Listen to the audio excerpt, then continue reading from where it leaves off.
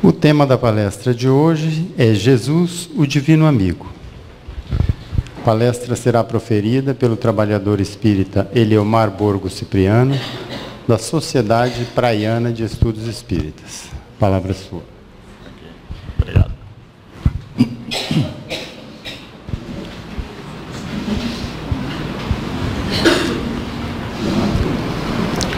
Prezados amigos, boa noite.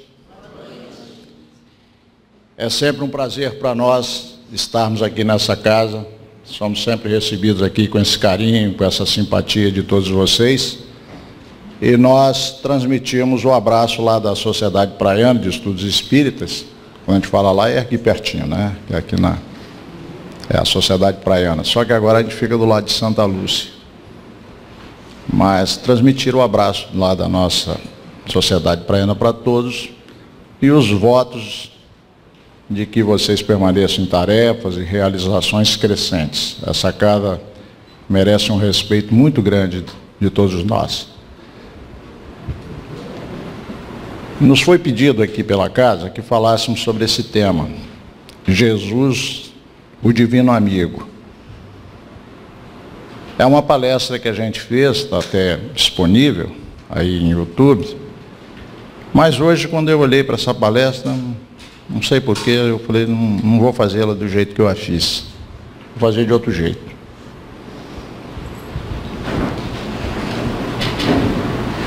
Porque a dor campeia no mundo. Há uma insatisfação crescente, há uma angústia crescente. Até as crianças parece que já pressentem isso de alguma forma. Nós poderíamos dizer que nunca, talvez como agora, a mensagem de Jesus se tornou tão urgente, tão necessária. Há muita dor pelo mundo. Pensando nisso, acho que nada é por acaso. A Graça, minha esposa, falou, você lembra desse livro? Eu falei, lembro. Força Espiritual, do Zé Carlos de Luca. Eu falei, deixa eu dar uma olhada nesse livro.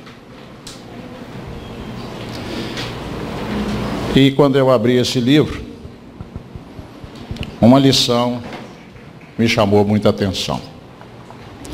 Vou permitir a mim mesmo, pedindo licença a vocês, para fazer uma leitura pausada e ir analisando alguns desses tópicos.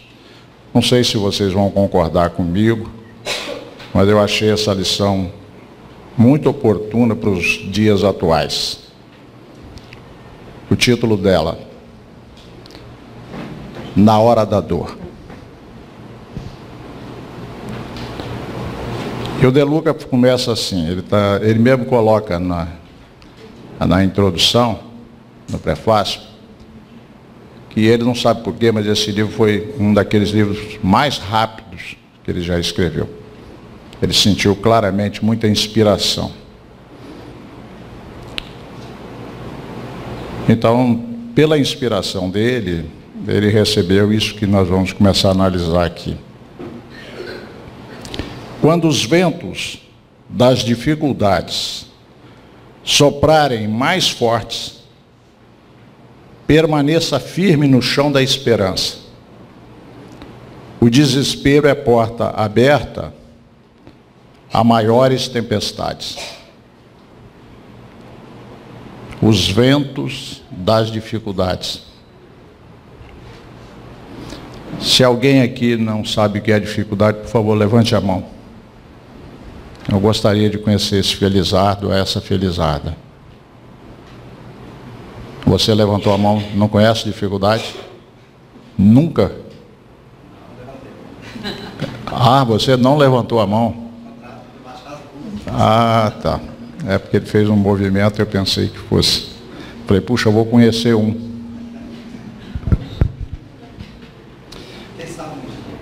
Quem sabe? Olha, ó, otimismo, isso é bacana. Quando os ventos das dificuldades soprarem mais fortes, quer dizer que as dificuldades elas sopram. São naturais. Faz parte do caminho a gente enfrentar dificuldades, obstáculos, isso faz parte. Mas esses ventos, como ele fala aqui, podem soprar mais fortes. Ou seja, mais dia, menos dia, todos nós vamos enfrentar esses ventos mais fortes. Não há pessimismo nisso. É porque faz parte do processo de crescimento, do ser imortal que somos nós, enfrentar dificuldades. Mas isso é tudo que a gente não quer. Por que Deus faz isso com a gente? Todos nós sonhamos com uma avenida aberta, colorida, não é? Onde a gente possa passear sem nenhuma dificuldade. Por que a vida não faz isso conosco? Quais são essas dificuldades? É interessante. Se você perguntar à pessoa assim, qual é o problema mais difícil de você lidar na sua vida? Nós não vamos ouvir uma resposta só. Tem pessoas que dizem o seguinte, ó, desde que eu tenha dinheiro, o resto se resolve. Então a maior dificuldade dele é falta de dinheiro. Um outro diz o seguinte, olha, saúde. Se eu tiver saúde, o resto a gente resolve. Então o grande problema é a doença.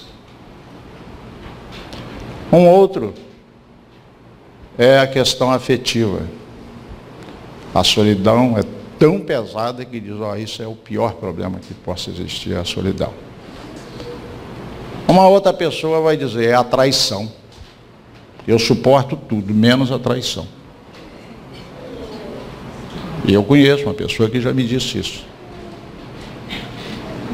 Doença, dificuldade financeira, qualquer coisa, não acha difícil. Difícil é lidar com a traição. Olha só.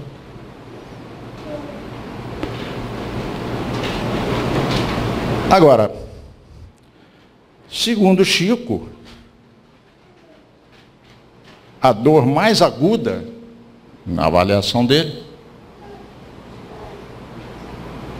é aquela que uma mãe experimenta quando perde um filho. Por isso que na terceira etapa da sua vida, ele passou a se dedicar exclusivamente, praticamente exclusivamente, a consolar as mães. Há um momento da psicografia dele, claramente, onde você vê que ele vem cumprir a tarefa dele, trazer uma série de obras complementares, sem completar propriamente. Porque o Espiritismo é uma doutrina progressista que vai avançando pelo tempo. Mas há um momento em que esse médium comparece à Terra para trazer obras adicionais daquelas que nós tão bem conhecemos, que é a codificação e algumas obras subsidiárias importantes, e ele então vem com essa missão. Ele tem uma tarefa de 40 livros. Só que ele completa aqueles 40 livros e a missão propriamente dele, poder-se-ia dizer, estava cumprida.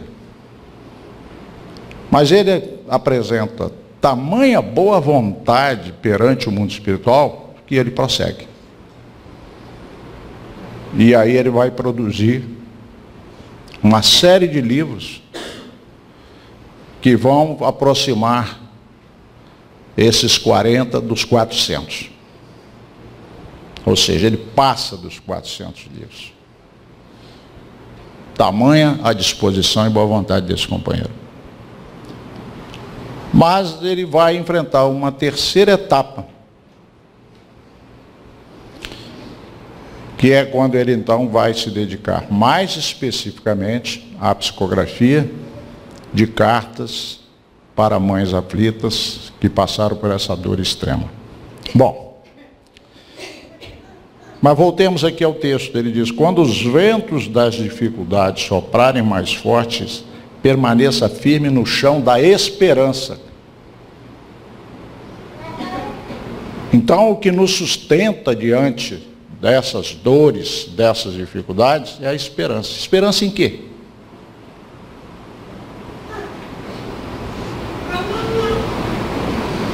Esperança de quê?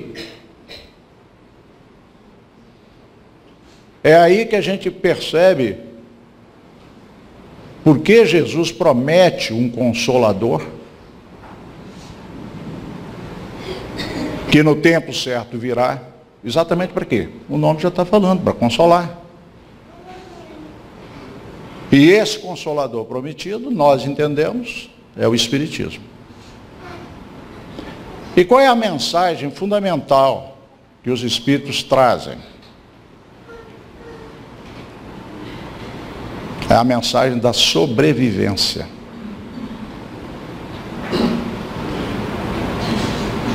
Acreditar que a morte existe é extremamente doloroso.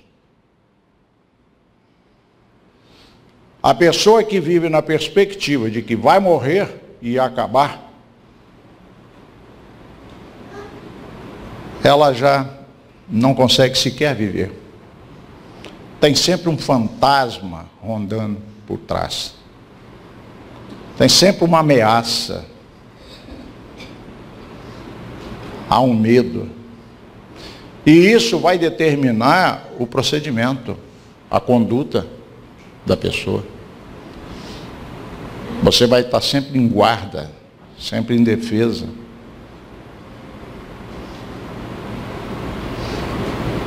Então a sobrevivência, ter certeza da sobrevivência, é uma dádiva imensa. E essa é uma proposta fundamental da doutrina espírita. Deus, existência da alma, mas sobrevivência da alma. E mais, a possibilidade dela retornar à vida, quantas vezes forem necessárias. E mais, a possibilidade dela estabelecer intercâmbio com os vivos. Não há uma separação.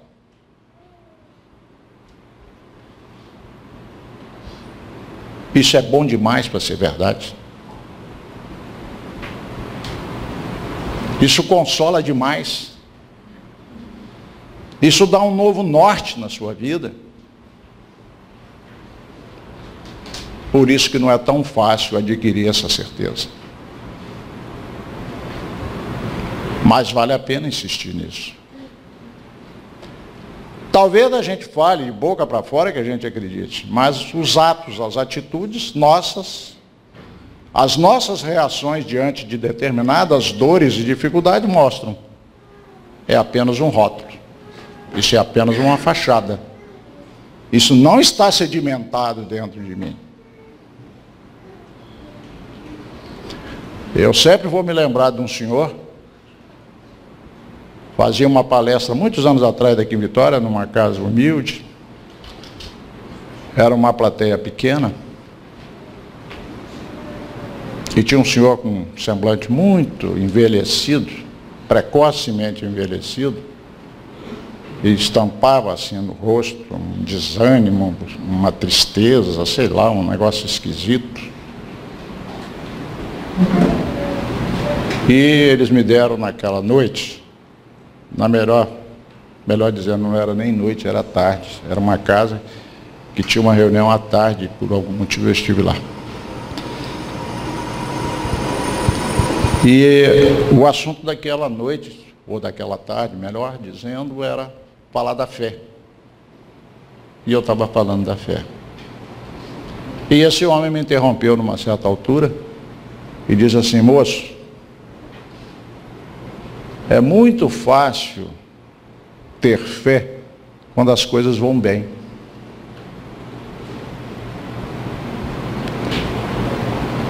E eu concordei com ele na hora. O senhor tem toda a razão. É muito fácil ter fé quando vai tudo bem. Saúde, beleza, dinheiro, tudo funcionando, as relações. Fácil. Mas quando batem esses ventos mais fortes, como ele fala aqui, das dificuldades, aí é que a gente testa.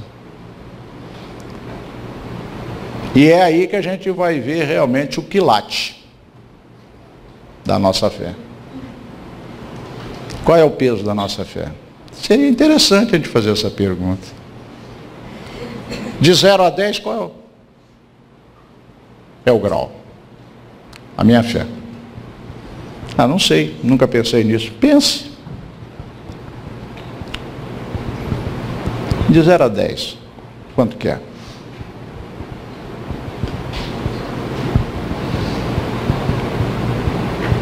Se você não fizer nada para melhorar essa situação, daqui a 10 anos, se você fizer de novo essa pergunta, adivinha qual é o grau que você vai constatar? O mesmo. Você não fez nada.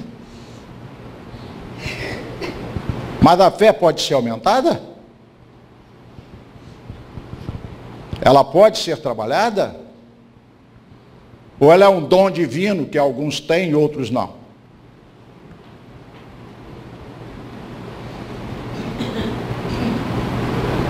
Kardec, analisando isso no livro Evangelho segundo o Espiritismo, é muito claro.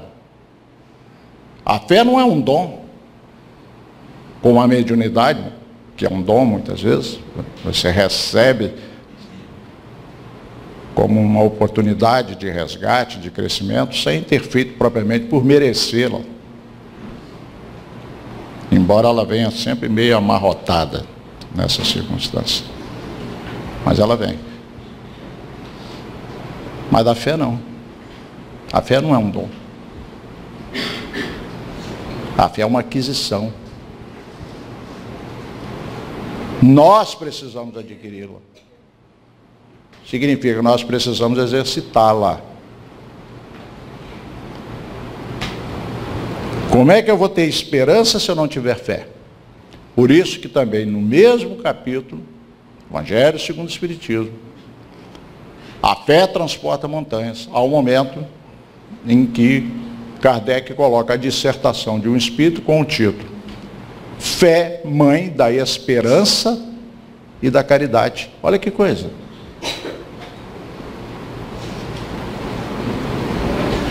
A fé é mãe da esperança e da caridade. Quer dizer que nós podemos ter a caridade, mas ela não ter realmente sustentação, não ter base. Ela pode ser um arroubo, pode ser um impulso. A caridade verdadeira, ela para ser sustentada, ela tem que ser sustentada em cima de uma base sólida, chama-se fé. Senão, no primeiro abalo, ela desaparece. E é o que acontece. Quantas vezes nós nos entusiasmamos em fazer algo que seria na direção da caridade, possivelmente, mas no primeiro abalo, ou seja, no primeiro vento forte, o que acontece? Então, o que dá sustentação é a fé. Não é difícil, eu concordo com aquele senhor, não é difícil ter fé quando as coisas vão bem. Agora, diante de uma doença muito complicada, aí a gente sente o abalo. Diante de uma dificuldade talvez financeira muito aguda, de um problema familiar muito sério, e por aí vai. Vou ficar repetindo tudo. O desespero é porta aberta a maiores tempestades. Olha o que ele fala. O que é desespero? A palavra já diz. Não esperar. Tem esperar e não esperar. Desesperar. E o que o desespero faz? Ele fala aqui, é porta aberta a maiores tempestades, às vezes é um furacão. Se você está diante de uma situação e de repente bate um desespero, você pode entrar em parafuso. Você pode sentir uma angústia tão aguda, um mal-estar, que provavelmente você até desmaie, ou sei lá o que vai acontecer. E isso não bate na porta dos outros, pode bater na nossa porta. Por que não? Não sofremos tanto pelos problemas que nos atingem, mas sim pela inconformação diante deles. Olha que só, interessante. O maior problema, então, não é propriamente o problema, é a forma como nós o encaramos. Isso bate, inclusive, com constatações dos profissionais da saúde mental, quando eles dizem que não é necessariamente o tipo de problema que você enfrenta, pode ser uma perda,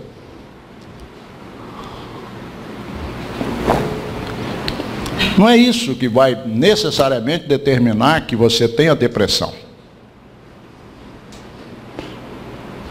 O que vai determinar que você tenha depressão é a forma como você encara isso que está acontecendo. Duas pessoas diante da mesma perda, diante da mesma dor, uma adoece e outra não. Então não é o que acontece, é como você reage. Isso é teórico, muito bonito de falar, mas são fatos. Essas coisas vêm através da sabedoria dos maiores, daqueles espíritos já treinados na dor, que já passaram por essas dores nossas, humanas, essas decepções, dificuldades, já ultrapassaram isso, mas sabem perfeitamente entender as nossas dificuldades, as nossas infantilidades e coisas assim. Mas eles vêm nos alertar. Olha, você está sofrendo tanto, não é por causa propriamente do problema, é por causa da sua inconformação. Olha o que eles falam. A dor é inevitável. A dor faz parte da experiência humana. Ela faz parte da experiência dos animais. A dor faz parte da experiência dos vegetais. Os vegetais têm doenças.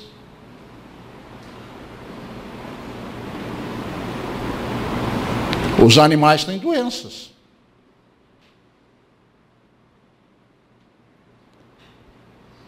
Mas filosoficamente nós poderemos dizer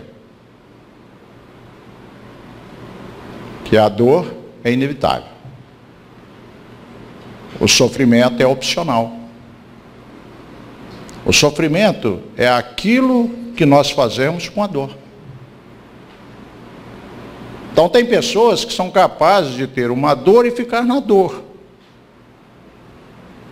Somente a dor. Outra, diante do mesmo desafio e dificuldade, não fica só com a dor.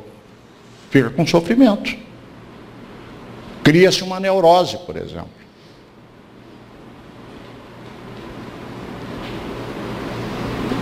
Você tem uma perda, é difícil lidar, mas lida e toca em frente. A outra pessoa não aceita, fica neurastênica, difícil de lidar com outras pessoas, entra em desânimo, daí a pouco complica, perde o emprego junto com aquilo que não precisava perder, perde um relacionamento porque a outra pessoa não suporta mais lidar com aquela pessoa naquela situação e assim vai. Ou seja, ele está dizendo aqui, não sofremos tanto pelos problemas que nos atingem, mas sim pela inconformação diante deles, diante desses problemas. Então, se nós temos essa dificuldade, ela bateu a nossa porta ou está batendo, não importa. uma coisa que a gente vai precisar necessariamente fazer. O que eu faço diante disso?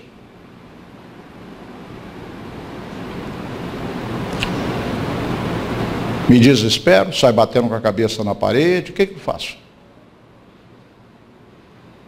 Então, quando existe uma esperança,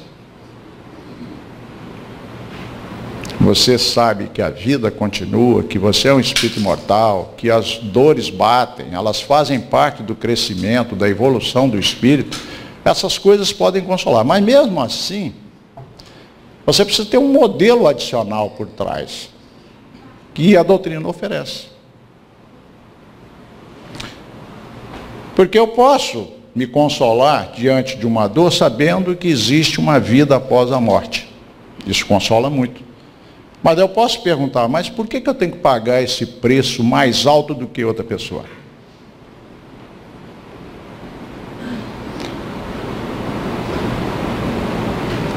Vocês concordam que as passagens costumam ter preços diferentes para o mesmo destino? Ou não?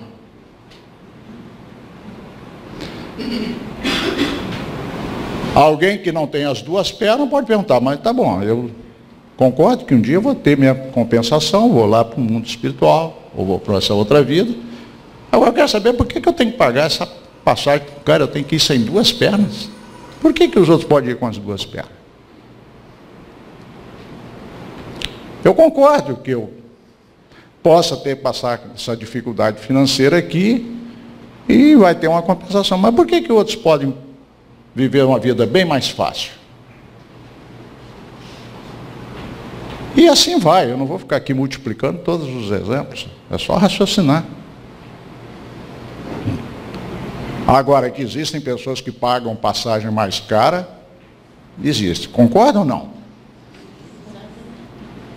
Quem não concordar, faz uma experiência simples, sai andando pela rua aí, vai procurar problemas aí que você vai ver coisas, e você vai encontrar alguém que você vai perguntar para essa pessoa, vem cá, você trocaria a sua vida pela minha? Fala, agora vamos trocar?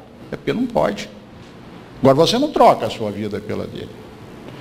Que existem pessoas que pagam passagem mais cara, existe. E aí? Não basta a sobrevivência?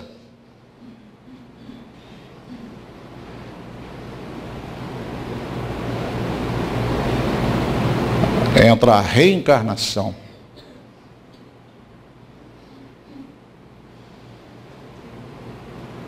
Eu preciso saber por que Deus é justo numa aparente injustiça. Como é que você quer que eu tenha esperança, se para ter esperança eu tenho que confiar em Deus, e o Deus que me apresenta é esse?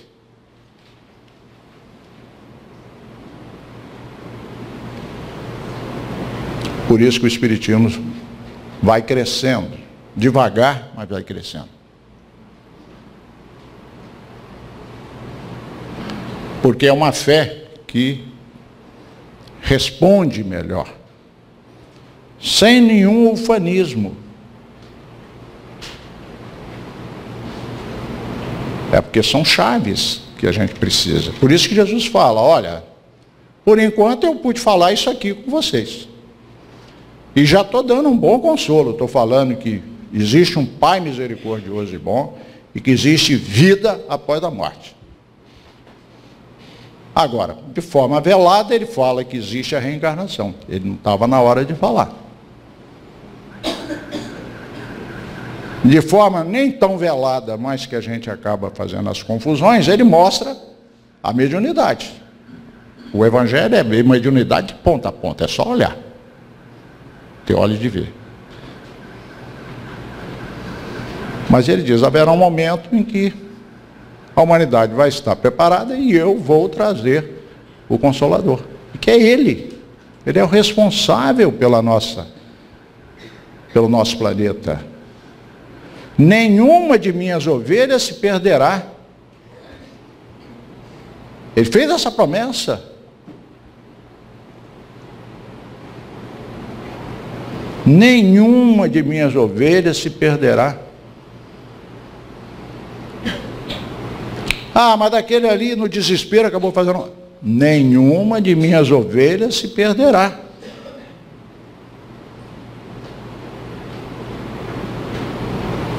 Todos temos solução.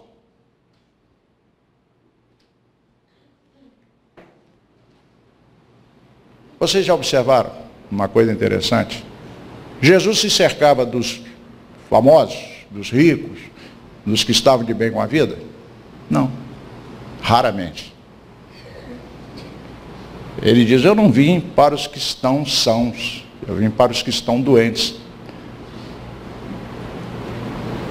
Se ele pudesse dizer, para os que se julgam sãos. Acham que são, mas não são. Mas ele então vai trazer consolo mesmo. E ele não consta em nenhum momento da vida de Jesus que ele tenha dito para alguém assim, você é um caso perdido. Você não tem solução. Não existe isso. Quem quer que fosse que aparecesse na frente de Jesus tinha solução. Por quê? Porque ele olhava da perspectiva do homem imortal. Isso aqui é um momento. Isso aqui é um momento fugaz. Ele olhava da perspectiva do homem imortal. Esse momento é tão fugaz que você não precisa ser grande entendido em matemática, você pode fazer uma continha boba. Bota 100 anos. A maioria das pessoas não chega a 100 anos. Mas bota lá, 120. Vai fazer pouquíssima diferença, ou nenhuma. 120 anos de existência na Terra. Se nós fôssemos viver 1 milhão de anos, o que seria 120 anos em cima de 100 ou de 1 milhão de anos? E se fosse 1 bilhão de anos?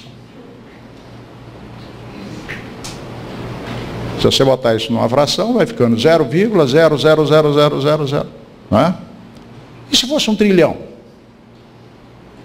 Se fosse 1 quintilhão de anos? Mas não é.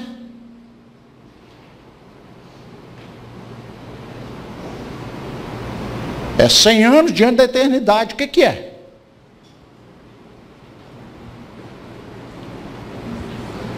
Se nós conseguíssemos assimilar isso e colocar isso, a aflição e a dor desaparecem automaticamente. Se a sua dor é de uma perda de um ente querido, você fala, mas é um até logozinho assim, daqui a pouco eu estou te vendo de novo. Mas a doutrina é tão fantástica que ela diz o seguinte, você não precisa morrer para encontrar, não. Hoje à noite você dorme, pode encontrar.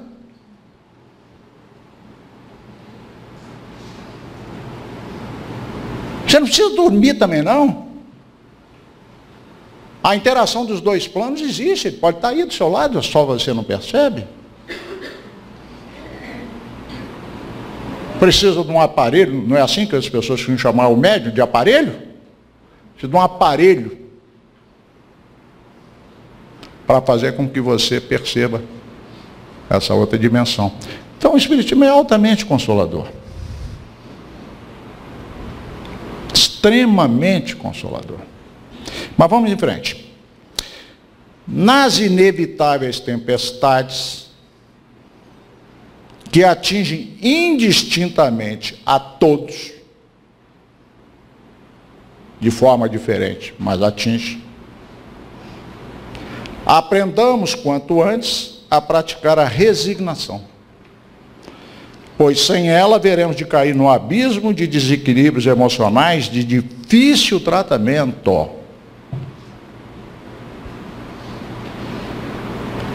Pesquisadores da alma, pesquisadores da mente já concluíram isso.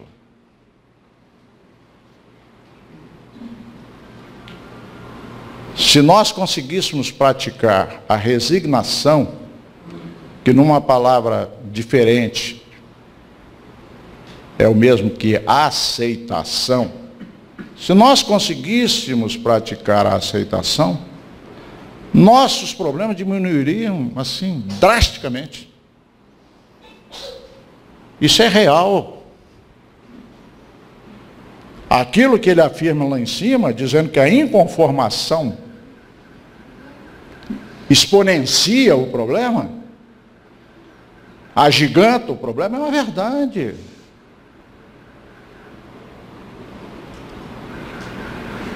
Se nós temos uma dificuldade e nós não aceitamos aquela dificuldade, aquele problema se agiganta, ele cresce, ele fica horroroso.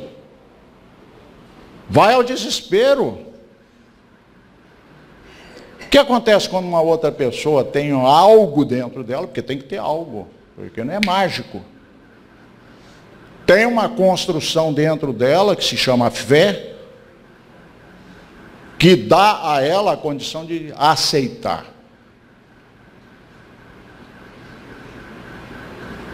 É como se fosse uma bola que fosse inchando, inflando, inflando, em tempo de estourar, e você simplesmente chega ali e dá um furinho de uma agulha. Isso é óbvio.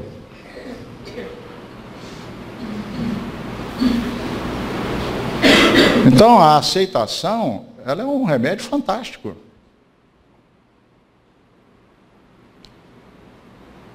Se você fosse um psiquiatra com esse tipo de postura, chega um sujeito lá todo descabelado, todo arrebentado, querendo se matar, sei lá o quê, todo enlouquecido, dores daqui, depressão, ansiedade, aquela coisa, né? Você vira para ele e fala assim: meu amigo, vou te dar um remedinho aqui. Escreve num papel, uma palavrinha, tá aqui. Qual é a palavra?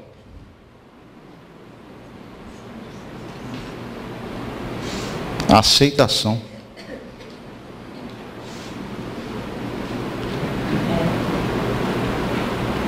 Ah, mas a aceitação é acomodação, é covardia. Nós traduzimos tudo de forma errada.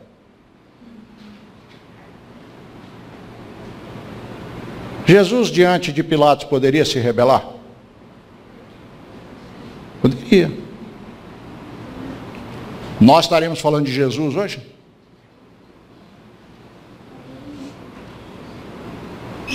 Quem foi o grande vencedor? Pilatos ou Jesus?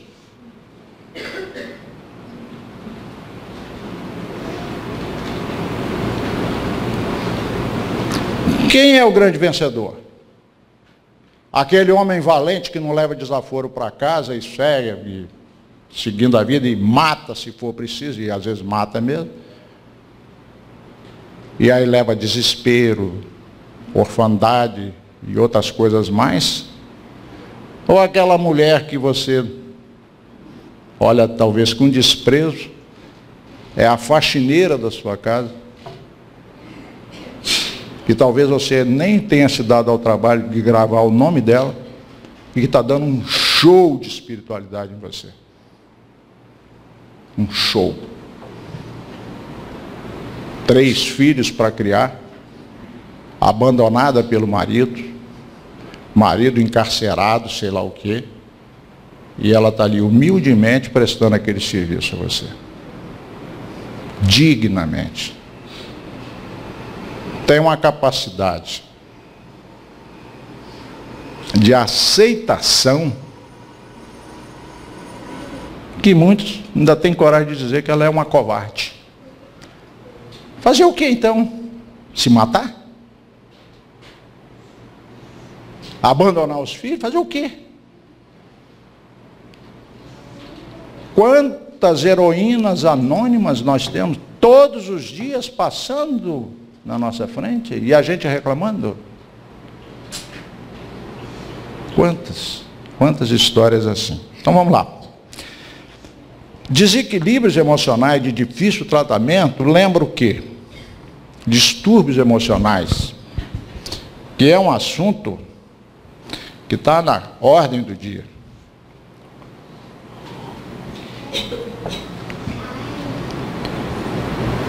As emoções,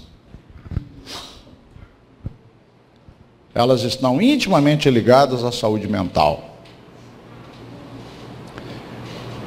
Se você entrar na internet e procurar saber quais são as emoções humanas, você vai verificar que não há uma concordância. Alguns autores vão falar do número maior, outros menor.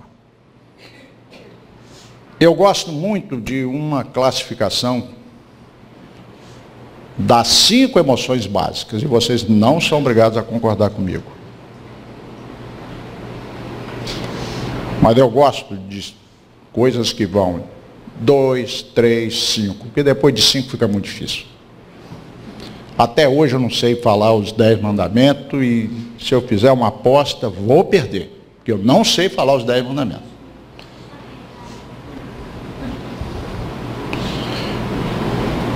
Jesus é tão inteligente não, gênio, você não, gênio não sei o que ele é. Ele é um negócio. Que ele pega toda a lei e os profetas e resume em 2 coisas, gente. Já imaginaram? Que inteligência. Que a inteligência não está na capacidade de discursar, a inteligência está na síntese. Tá, resume isso aí. Aí é que está a coisa. Jesus pega toda a lei e os profetas e resume num verbo. E dá um show. Pega os 10 mandamentos, que é não isso, não aquilo, nada disso. Vamos no positivo. Faça. Não é o não faça. É o faça. Se você ficar dizendo para um filho seu, não faça isso, não faça aquilo, você desorienta seu filho. Você precisa dizer para ele assim, faça isso, faça aquilo. É muito mais eficiente. Jesus domina isso como ninguém. Então ele diz o quê? Toda a lei e os profetas se resumem num verbo, amar. Amar a quem? A Deus, ao próximo. Só que ele diz, amar ao próximo como você ama a si próprio. E se você não se ama?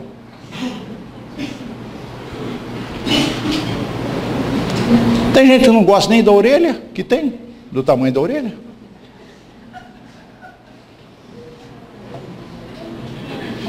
Não é verdade?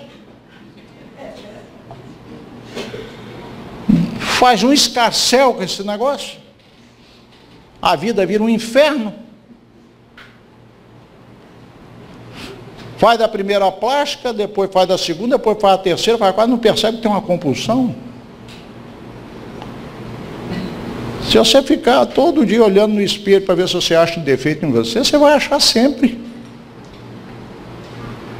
Se não tiver, você vai inventar. Porque o problema não está no corpo, está na mente.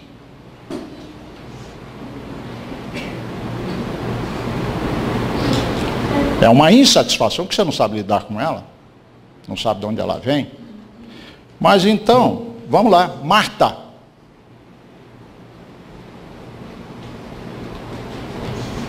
É o nome das 5 emoções básicas. Para a gente não esquecer. É um acrônimo.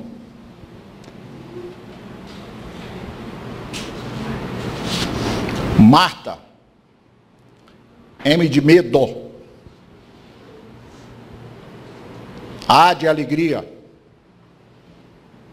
R de tristeza.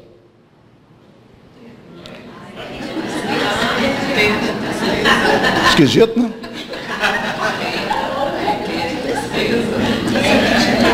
Alguém estava dormindo aí?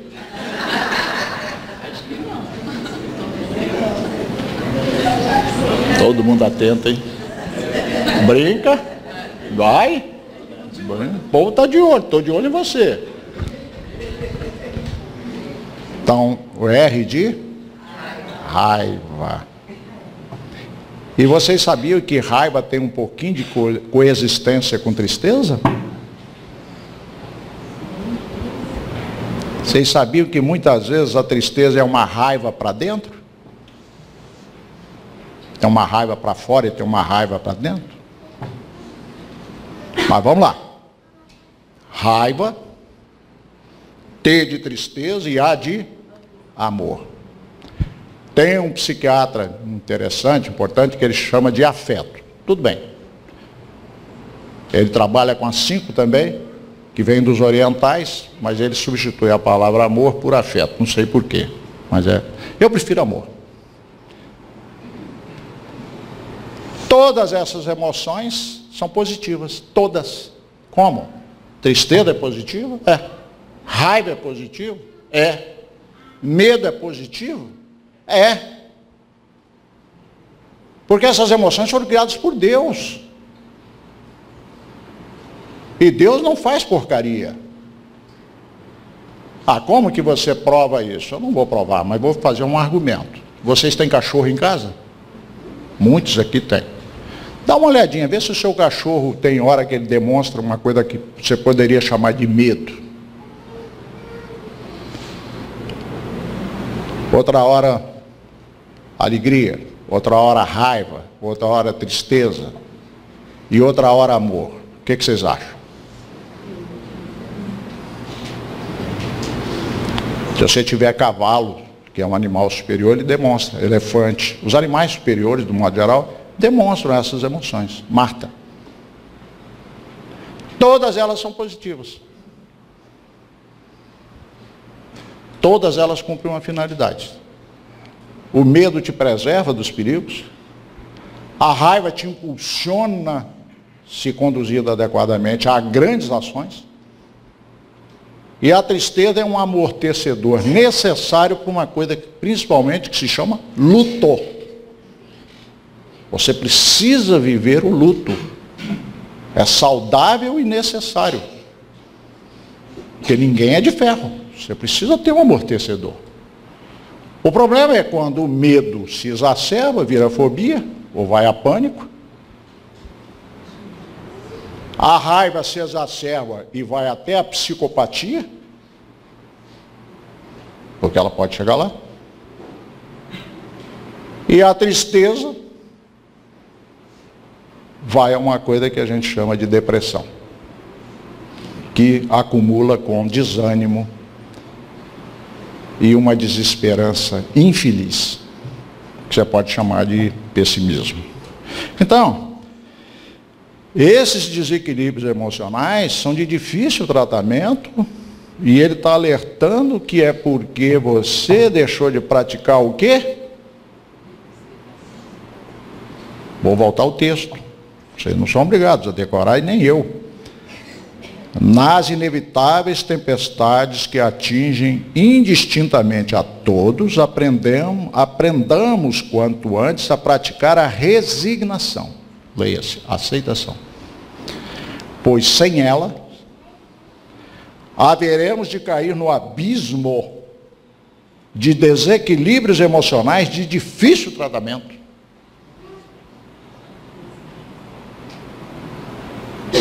Então, se você fosse nesse psiquiatra imaginário aí, e falasse de depressão, ansiedade, toque, sei lá o quê, ele pegaria, depois de te ouvir com bastante educação, receitaria um medicamento para você chamado aceitação. Aceitação da vida como ela é.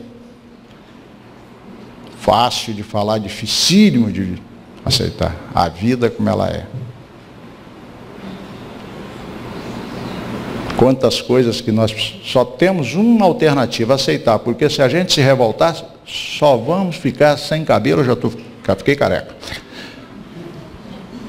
Vamos ficar numa situação horrorosa e não vamos resolver. São coisas que estão fora do nosso controle. Tem quantas pessoas querendo resolver ou corrigir o mundo, vai enlouquecer. São coisas que estão fora do nosso controle.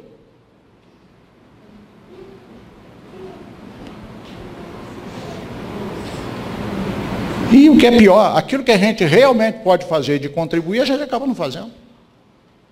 Os Espíritos falam isso para a gente. Assim, todos nós viemos ao mundo com uma finalidade, viemos com um objetivo. Há lugar para todos, segundo eles. Uma boa parte de nós não aceita a profissão que seria realmente aquela compatível com o nosso modo de ser, com a nossa habilidade. Queremos ser o que não deveríamos.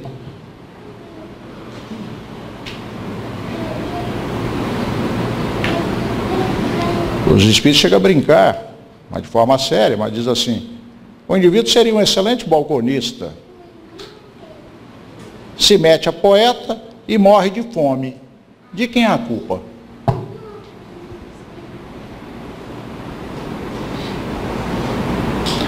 Quantas infelicidades artificiais criadas por essas teimosias nossas, de orgulhos, talvez, idiotas.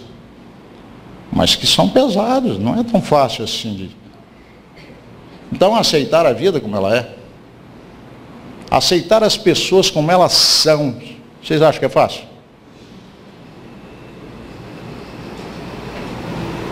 Aceitar o nosso filho como ele é?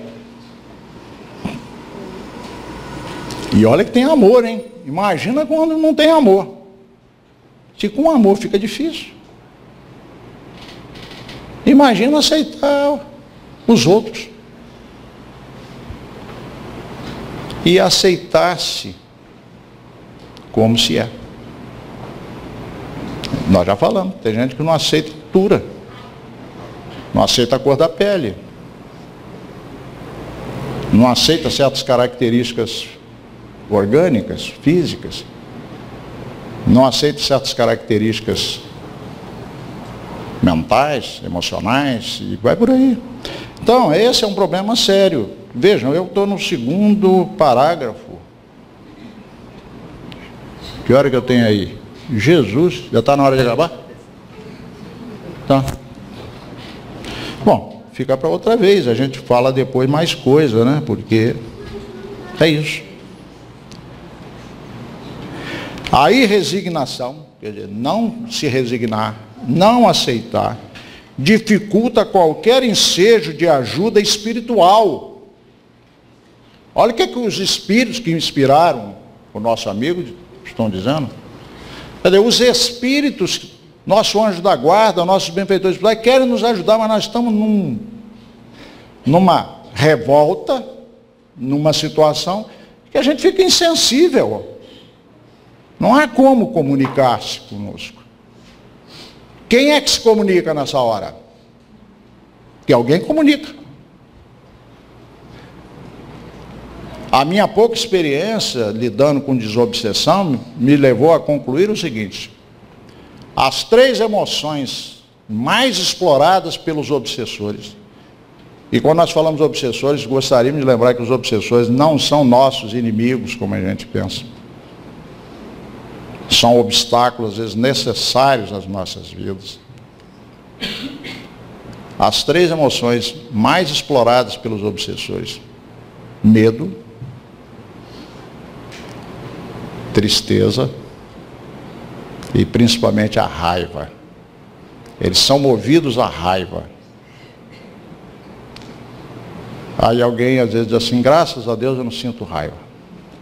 Tem uma mágoazinha de vez em quando. O que é mágoa? Nós arrumamos essas palavrinhas, sabe?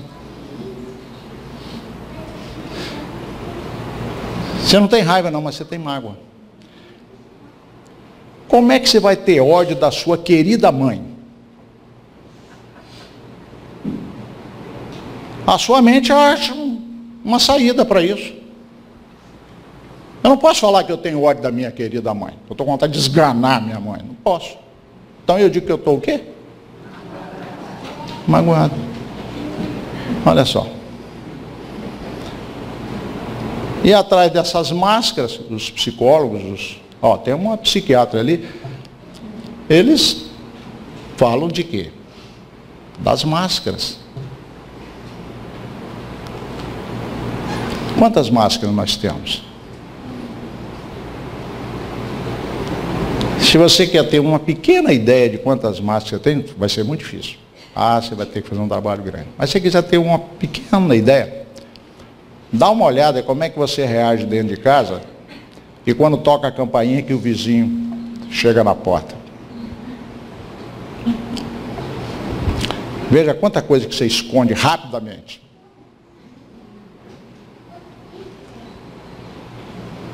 Só é uma ideia muito pálida.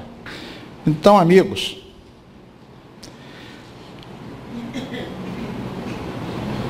suporte a dor do momento. Ela é passageira e portadora de luz para seu amanhã. Como acreditar nisso? Que a dor é portadora de luz? Tem que fazer uma mudança muito grande na cabeça.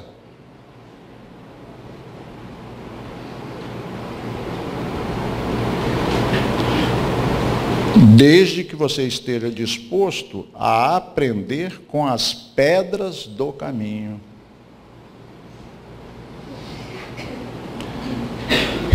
E para fechar, por causa do horário, vamos a uma frasezinha mais só. Sem plena aceitação da realidade, você jamais mudará coisa alguma em sua vida. Olha que coisa, não parece um contrassenso? Sem aceitar, eu não mudo minha vida, não. Mas se eu aceitar, eu me acomodo. Eu me lembro de ter lido isso há muitos, mas muitos anos atrás, né? Um autor chamado Carl Rogers, ele falava isso. Quando você aceita, você muda. Eu falei, que é isso? Que doideira é essa? Eu não tinha idade para entender aquele negócio. Tá, vem um autor espiritual falar a mesma coisa. Sem a plena aceitação da realidade, você jamais mudará coisa alguma em sua vida. Você vai ficar batendo com a cabeça na parede. Como é que eu vou chegar à realidade se eu me recuso a aceitá-la? Não quero enxergá-la.